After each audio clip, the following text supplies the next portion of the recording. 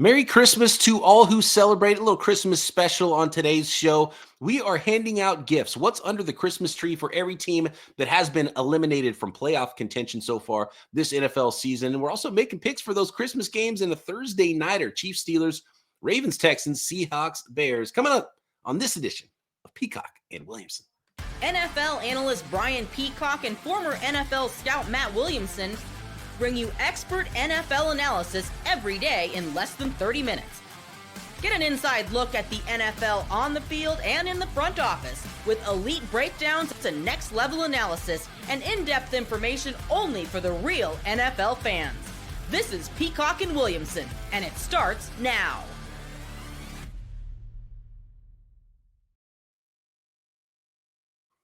Welcome to the Peacock and Williamson NFL Show. Brian Peacock alongside Matt Williamson at BD Peacock at Williamson NFL. Thanks everybody for making us your first listen on the Locked On Podcast Network, your team every day. Love our everydayers. Merry Christmas to all of the everydayers and new listeners alike. Please subscribe. That's our Christmas present from you guys, the listeners. Hit that subscribe button. I know there's a lot of everyday listeners that aren't even subscribed to the podcast. I find that kind of wild. So yeah, come on, hit us with that subscribe on YouTube or wherever you are listening to this podcast. Today's episode of Peacock and Williamson is brought to you by FanDuel. Get a big return right now on FanDuel because new customers can place just a $5 bet and you'll get started with $250 in bonus bets if you win that first $5 bet. Just visit FanDuel.com to get started. All right, we're playing Santa Claus here around the NFL, Matt. Those teams that have been eliminated from playoff contention, we're going to give them a gift. What would we put under the tree for those football teams? And let's start with the team that has the worst record in the NFL. So we'll go through the NFC side of eliminated teams first, then the AFC side, and starting with the New York Giants, who are currently a 2-13 football team. They would have the number one pick in the NFL draft. There's a number of teams in that 3 to 4 win area. So we'll see what the draft order ends up finally looking like. Right now, it would be the New York Giants. So what do you get a team in New York that has been the worst in football through 16 weeks of the season? Easy ones are, hey, give me a new quarterback. Okay. And we can do that with a lot of these teams, but some of them I want to dig a little deeper, and the Giants are one of them. They've been too bad for too long, and too many people have told me that ownership has kind of let the game pass them by to some degree. Like they still think it's 1980 with Lawrence Taylor and Parcells and Sims and all the guys that tape ankles and serve you lunch or been there forever, and they're all very comfortable in their jobs, and ownership is just so nice. They're not going to, axe the people that have been working for them for 40 years, even if they're not good at what they do. So I'm going to give them some self-awareness to realize it's 2024. Wow. They're going to open a box of self-awareness. I thought this was going to be a positive thing. Williamson's over here firing the lunch lady. No, rid of the cafeteria staff? Right. Wow. Sloppy Joes have been the same for 40. Lawrence Taylor ate these Sloppy Joes. We need something you know new. What? I guess you can keep the Sloppy Joes around, but maybe get someone to get the peanut butter protein shakes in there as well. Maybe. Exactly. Let's catch up with things. I would have, if not for taking the North Carolina job, I would have wrapped up and put Bill Belichick in a box because obviously they're going to be drafting high. They'll have an opportunity to draft a quarterback that can be very hit or miss in the NFL. And I think this group of quarterbacks is very much a coin flip on whether you get yourself a franchise signal caller or not. So that's not always an easy fix. And I think there might be some quarterbacks under the tree for some of these teams. But for the New York Giants, I think it's got to be a head coach. And since it's not going to be Parcells, I don't know who it's going to be, but it's got to be somebody at the top. And as you mentioned, I wonder if you ask Joe Shane and Brian Daboll, is there too much? Does ownership have too much of a say? Were they handcuffed to Daniel Jones and they didn't really want to be? So was Joe Shane allowed to put the team on the field that he wanted? I wonder.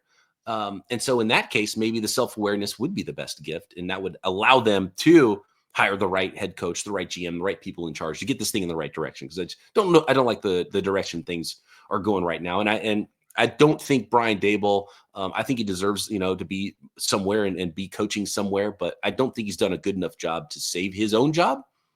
Clearly, they've been a bad football team, and maybe Joe Shane as well, because I thought that was an obvious train wreck coming with the quarterback situation. They didn't address it. I hated the Drew Lock move. They didn't do anything even interesting with the backup quarterback to try to save them. They have no Justin Fields or somebody that they could have brought in for some competition there. Second round pick. Right. I hate that plan. No plan. So figure out a plan. Maybe. Yeah, so whoever has the plan is what they need to have under the tree. I'm going to say that's a figurehead head coach, someone that's been around a little bit, maybe, is what they need. Lastly, one more thing on them. It's kind of also getting back to your roots. Like when they were Ernie Accorsi and Parcells, coincidentally, the name of the team is Giants, but they were the biggest team in the league. They didn't draft any small outliers. Everyone was big, strong, and fast. We'll teach you how to play football, but you're going to be big, strong, and fast. That's a Giant. Get back to being larger than life. The Giants. Right. Well, Giants. How about the Carolina Panthers at 4-11? Not the laughing stock of the league right now. What's under the tree for them? I'm going to give them patience. That we don't need to make massive changes this offseason for the first time forever. I know you're a new owner. Things move fast on Wall Street, but chill. I think you made the right hire. We're going to keep this offense intact and hopefully moving forward. And this is going to be an offseason about defense. And let's see where we're at a year from now. Can we be a 500-ish team? Let's be patient. I like it. They're just keep adding talent. Absolutely. They need to be patient. And so talent's going to be my thing. I would like to see them, utilize their salary cap, bring in some help for their young quarterback for the defensive side of the football, and potentially trade down. So a trade partner that wants to dance and maybe come up and get a quarterback, because I don't think that they should be messing around at all with the quarterback in the draft. So maybe a trade down and some extra draft picks for the Carolina Panthers. They need to find a team to do what they did with the Bears moving up to do to them. Yeah, give them a whole bunch of picks and even get a nice high pick for next year as well. Maybe a linebacker thrown at them too, like DJ Moore situation, So the team that was the beneficiary turns out has the same record now as the Carolina Panthers at 4-11. So, we're like, hey, great job, Bears, looking and pointing and laughing at the Carolina Panthers. Well, they still all ended up at the same place right now at the end of the 2024 season at 4-11 so far, a couple left to play. What do you get for the Chicago Bears? Head coach is an easy one, but I'm going to go to the not so obvious. I want beef. I want some serious big people. I'm fine with the linebackers, DBs, skill guys, Caleb.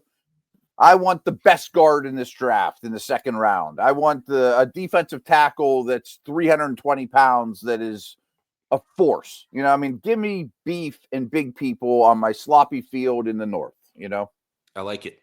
Maybe get back to your roots a little bit with the Bears. Yeah. Old school. Give me Dick Butkus, Yeah, win those sloppy football games. Yeah. And to go along with that talent and the beef that you give them, I'm going to give them Ben Johnson. It's an easy one, but that's what they need.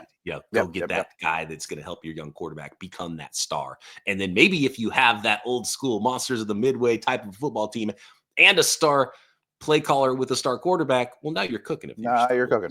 Tough division, though. What do you get for the New Orleans Saints? This is another one where it's more of a big picture thinking.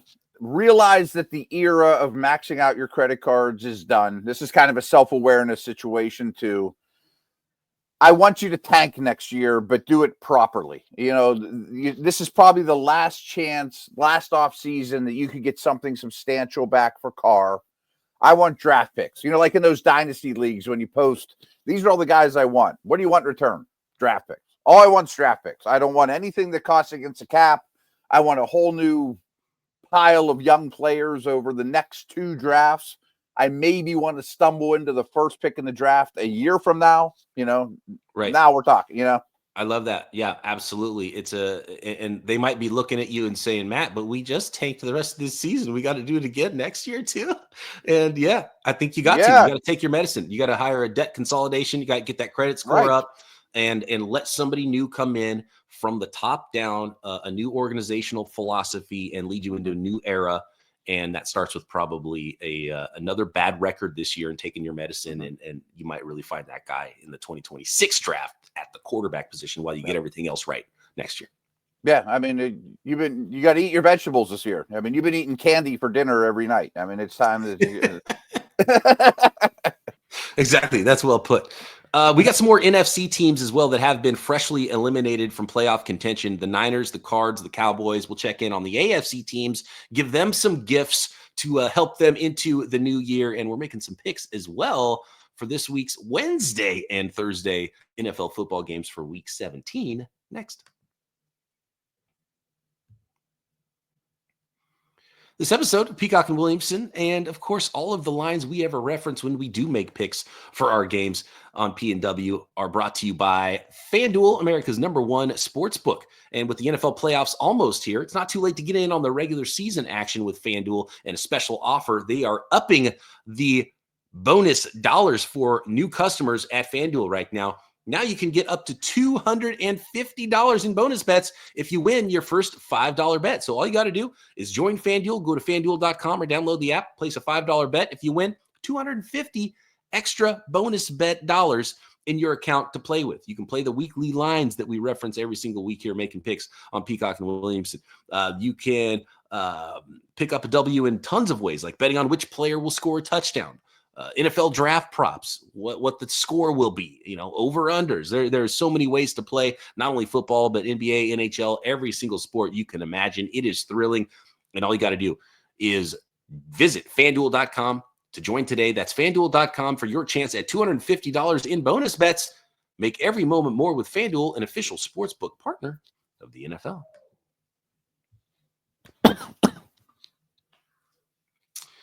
So taking a look at the San Francisco 49ers, I'm a little too close to this football team, so I want to hear what your outsider's perspective is of the 49ers first. What do you think would fix them most? What do you put under the tree for the Niners? I got to go back to linemen.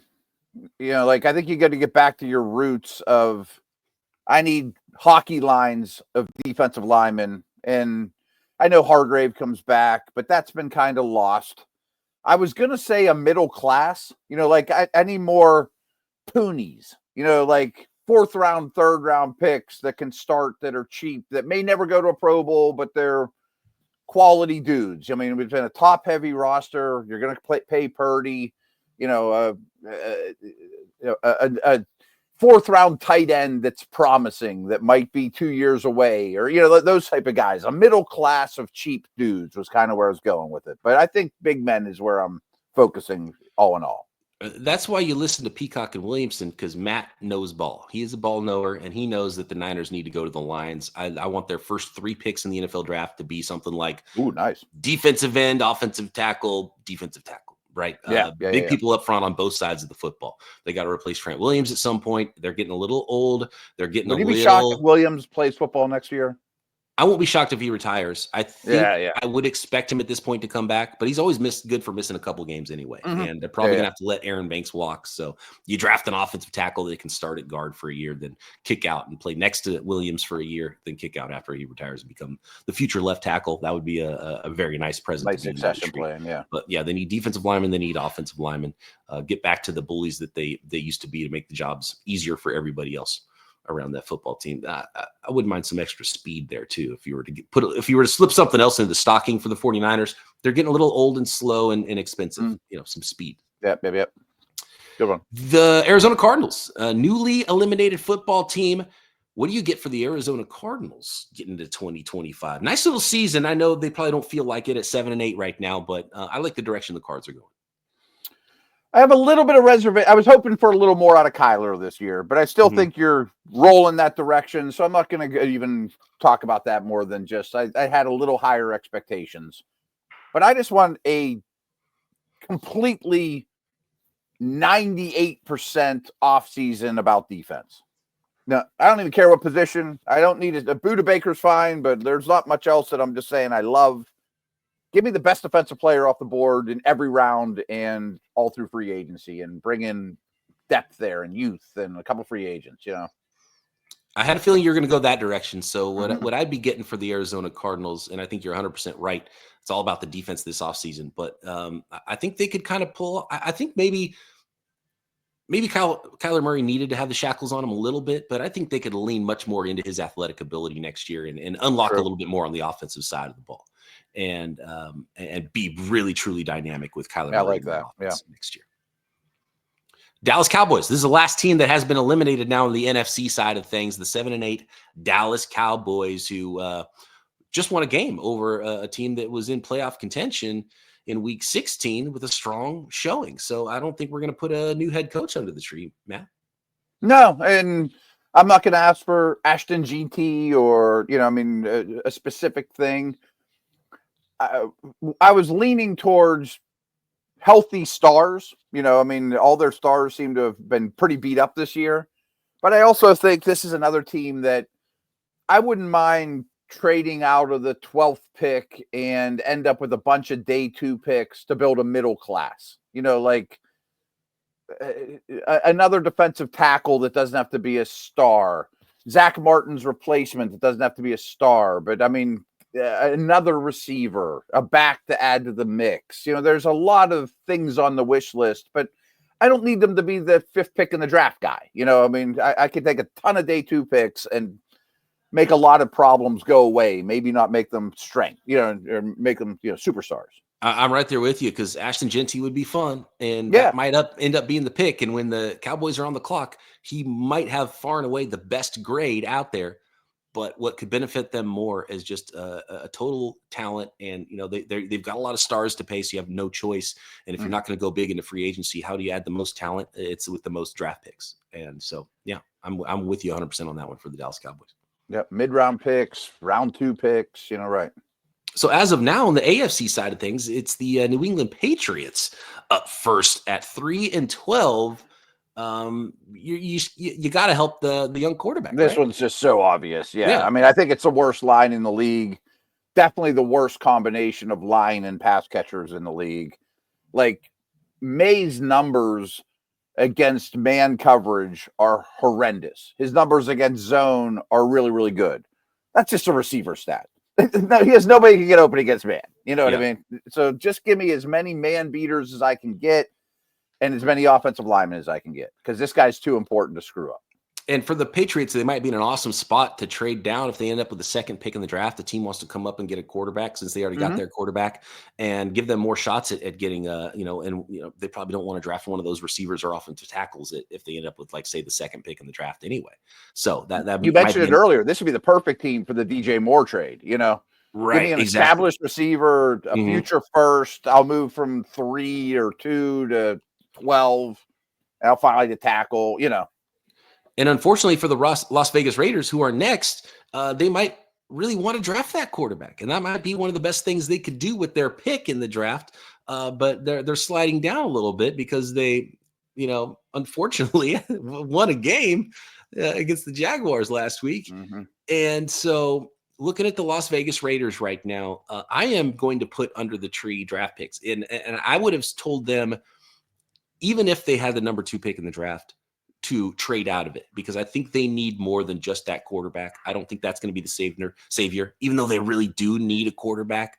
Do they reunite with like Derek Carr or something? I don't know what you do at quarterback, because you got to do something if you're the Raiders, but I just don't know if sticking and picking is the right move still. They need a lot more than just that one quarterback. They need picks. I just want them to have they need the avenue to the most talent possible on the entire roster. So I'm trading down. I'm trading down multiple times if I'm the Raiders, and I want a whole bunch of picks. And I have a feeling Tom Brady, who was a 6th round pick himself, saw Bill Belichick continually trade down in drafts and add talent. That might be the way he advises them this offseason. Yep, I love it. And I would make this one very similar to the Giants. I would give them both a time machine. They go back to Al Davis's Raiders. No one had an identity like Al Davis's Raiders. We'll take Lyle Alzado off the scrap heap and turn him into a guy. Give me the island of misfit toys, but they're all tough and nasty and Raiders, and they're Raiders for life. Let's get an identity again. Let's remember what Al Davis stood for and what this organization was. And you're talking about going back to the 1970 Raiders. Nasty. Right. Not Jamarcus Russell and let's draft the guy who runs 4-3. Right.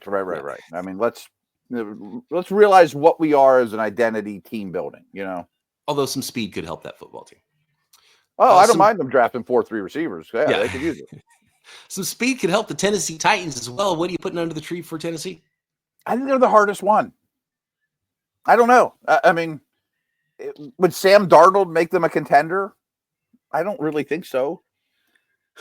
Is it one more year of building an O-line? I mean, it's not one more year of Will Levis. Is it a new coach? It's only been a year.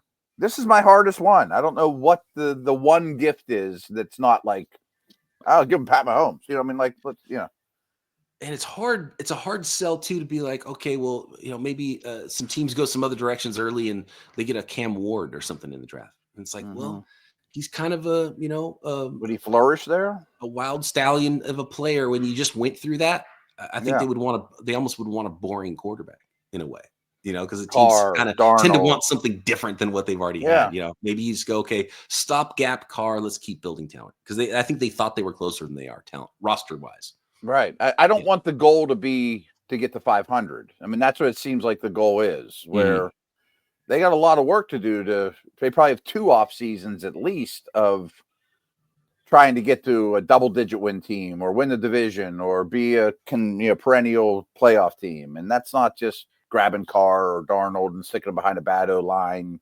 throwing to Chig and Ridley. They're a tough one for me. Yeah, it's got to be quarterback though. I'm putting a quarterback. No doubt. I'm not sure which quarterback. I'm gonna go see what's at the store before I make that decision. Jacksonville Jaguars. They got a quarterback, a highly paid quarterback. This one's easy for me, and maybe it's too easy, but they need a head coach to get them in the right direction for once. Yeah, I was gonna say Mike Vrabel. Oh, okay. Going specific. Like Belichick would have been, something like that. I mean, a culture guy. I don't need the next offensive coordinator, hot mind that's never led the team. I want Vrabel. I want Belichick. I want somebody like that. Culture guy. I want the Tomlin, the Harbaugh. Vrabel's interesting, and Vrabel, I think, has aged okay. Looking at where the post Titans Vrabel team went. Absolutely. I bet he'd like playing the Titans twice a year too. Yeah. Oh yeah, that might be intriguing a little bit. I bet he would. The Cleveland Browns. What are we doing here?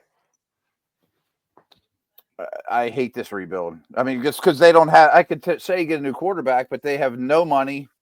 They have this ridiculous anchor that's been, a massive problem, the worst move in NFL history.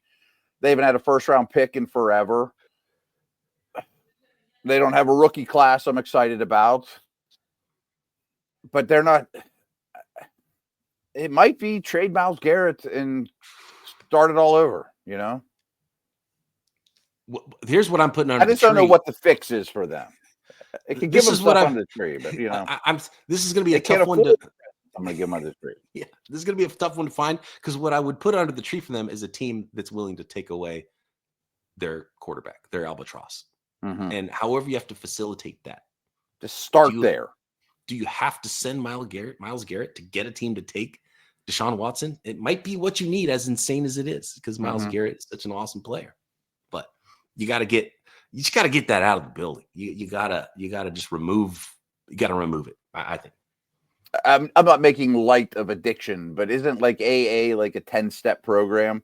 Yeah. Step 1 might 12 steps. Yeah. Right. Yeah. I think step 1 might be just get him out of the building, admit your errors or whatever, and then we'll get to step 2 maybe a year from now. But step 1 is admit your problem, and get rid of it.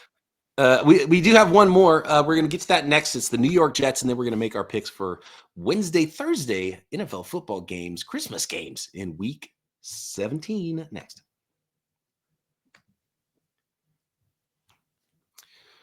This episode of Peacock and Williamson brought to you by Prize Picks. Prize Picks is the place to play daily fantasy sports. It is as easy as picking 2 or more players, and you pick more than or less than on the stat projections at Prize Picks. And if you hit on them, you can now win up to 1,000 times your money on Prize Picks. So if you love watching the game, you are going to love playing Prize Picks. It's the easiest and most exciting way to play daily fantasy, whether it's football, basketball, any of your favorite sports. Prize Picks makes your holidays bigger and brighter, because this holiday season, they're giving away $30+ million in rewards during Picksmas, and offering 2 free picks in December. So get in before December ends, get those 2 free picks. And when your picks hit, Prize Picks makes it easy to cash out, and you can get your money in as fast as 15 minutes when you win. So download the Prize Picks app today and use code LOCKEDONNFL to get $50 instantly after you play your first $5 lineup. That's right, $50 instantly when you play just $5 at Prize Picks. Run your game.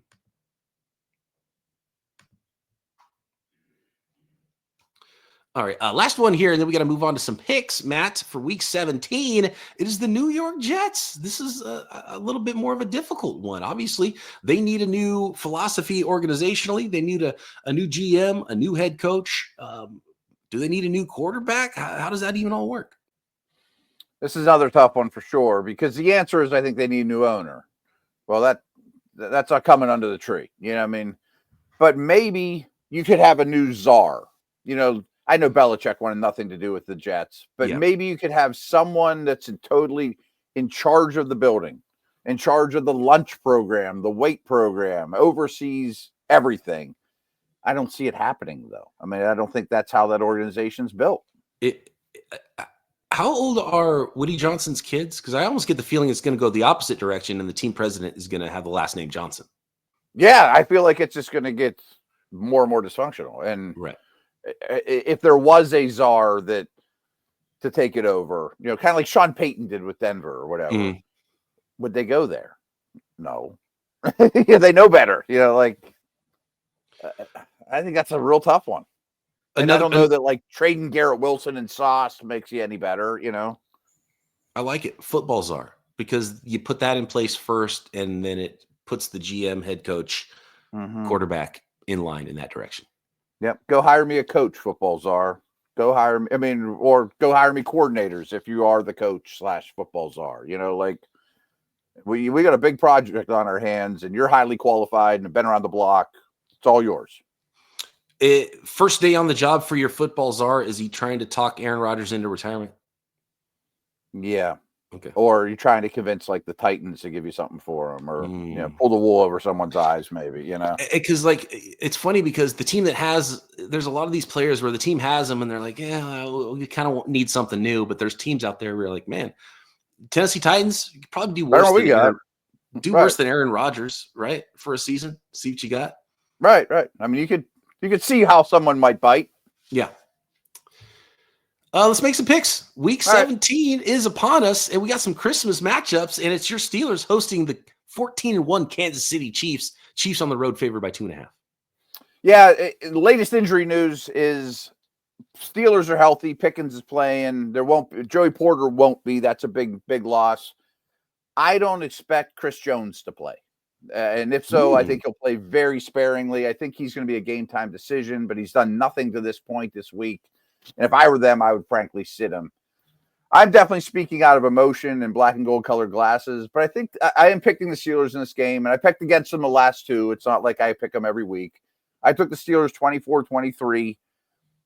Mahomes, his tackles are horrendous, and I just think Watt and those guys at home can make his life difficult. And I kind of think that Tomlin's voodoo might be enough to counteract the Chiefs' voodoo in these one-score games and win on special teams and in the margins and maybe squeak one out here.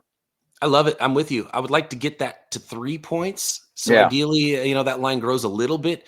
Steelers home, like the home dog. The Chiefs have not been winning in blowout fashion, even against bad teams a lot of times. And so I do like a bounce back for the Chiefs here. Cam Hayward, by the way, defensive player of the year, not TJ Watt for the Steelers.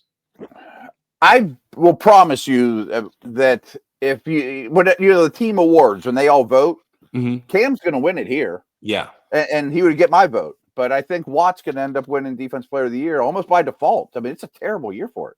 I mean, I think it's pretty huge too to have a more full strength team for the Steelers and have George Pickens on offense, and then the Chiefs not having the straw that stirs the drink on the defensive side of the ball, and it's really the defense that has carried the Chiefs in a lot of ways, and not having Chris Jones out there. So yeah, give me the points in the home dog Steelers. Yeah, I think it should be close. How about Baltimore favored on the road by 5.5 over the Houston Texans Christmas Day? I was going to say I also really think playing on a super short week on Christmas on the road is a massive detriment, but I'm going to take the Ravens. That's why I almost didn't say it, because they're playing on a super short week on the road. I just think there's an emotional side to it too. Like, you're you're texting your family or FaceTiming them. Like, you don't want to be on the road on Christmas, and you're already beat up from playing 3 games in 11 days. I just think the Ravens are noticeably better than the Texans, and their style of football will travel just fine. Give it to Henry over and over and rush the passer. It is a lot to ask on the road, Christmas, short week. So I think it is a big advantage for the Houston Texans here. So I'm going to go out on a limb, and I'm going to take the points again with the home dog here, 5.5. And again, I think this is a line that might even potentially grow a little bit. And if that's the case, I like the Texans even more. But man, I do like the Ravens a lot more. And if this was Ravens at home, I think I would really easily take it. But I'm going to go out on a limb and go the other way. And just because of the circumstances on Christmas, away game, short week, I'm going to go with the home team here and getting that many points with the Houston Texans, who are still a pretty good team, even if they're not as good as the Ravens. I think before long, you're going to see Baltimore as like second in someone's power ranks, third in someone's power rank. I think that's the way they're trending in a big way. I mean, their offense is ridiculous, but that is the strength of the Texans team right now, too, is their defense. Yep. So that'll be really interesting how they're able to combat that. And I hate to say it, but like that Tank Dell injury still kind of looms in the building, and that really brought them down, and I don't blame them.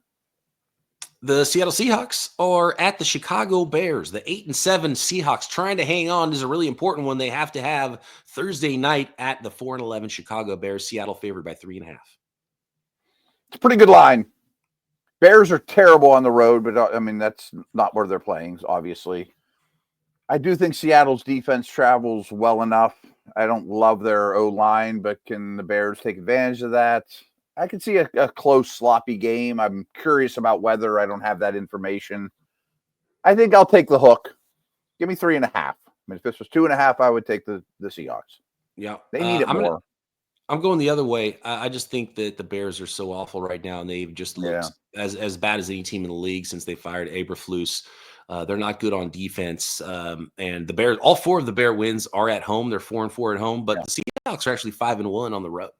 And so, just as long as Geno doesn't throw the ball to the other team, Geno's a conversation we're going to have, I think, at some point very soon here as well about the Seahawks if they are eliminated at some point soon. But give me the Seahawks. They've got some more life in them. We're going to go into that Week 18 matchup, Seahawks and Rams.